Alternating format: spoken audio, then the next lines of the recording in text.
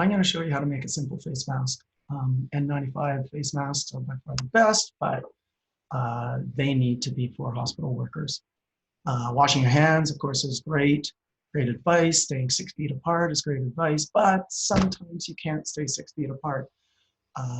If you're off to the grocery store and you need to take a bus, a train, get in an elevator, a car share. So here we go. This is just a normal cotton t-shirt. See that line by the sleeves? I'm going to cut right along that line. And problem with sewing a mask is we used to have a sewing machine, but we don't anymore. Lots of people don't have sewing machines. So here we go, sleeve from a t-shirt. And hopefully, if it's the right size, you might have to sew this edge a little bit, but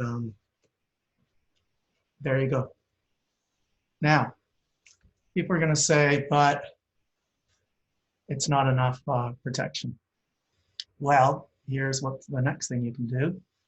Get your hand through there, grab a paper towel or a coffee filter, fold them over, get your hand through the mask, and put that over your mouth. Put the mask back on, and now you're actually filtering. You can feel it when you breathe. You're actually filtering, especially if you breathe through your mouth, through quite a bit of filter. Now, look at this. If I put my glasses on,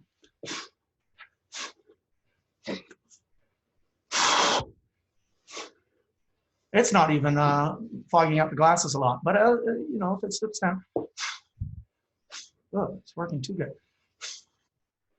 Okay, so some people are going to say the nose bridge. There you go. If I lift it up a little bit. Okay.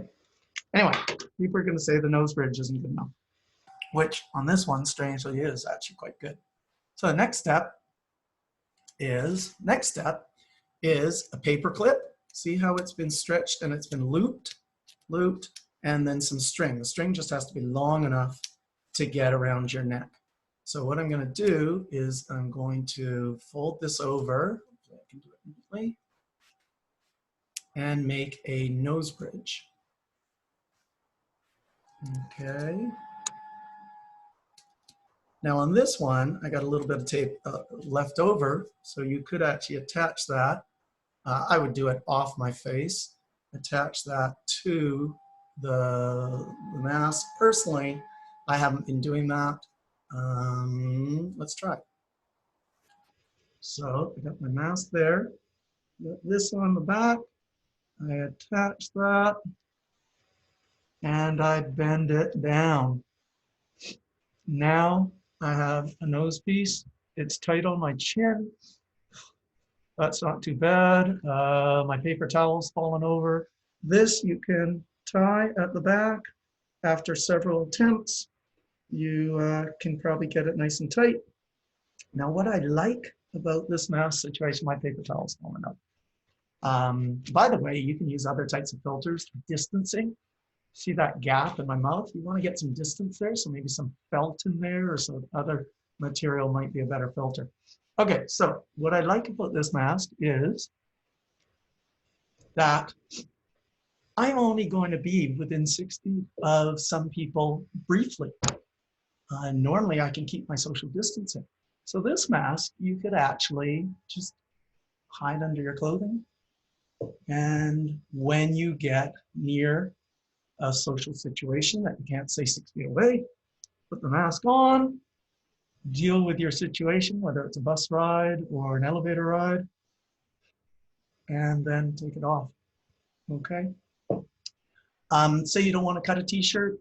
There is another possibility. It looks a little more silly than this. Get this off, and that's simply have a hoodie. Now this one really looks silly. Personally, I would tie this first, You have to actually adjust it to the right intention, and it's hard to take off like this, but switch your hoodie around. This is actually best mask. And there you go. And as I said, you can tighten it up.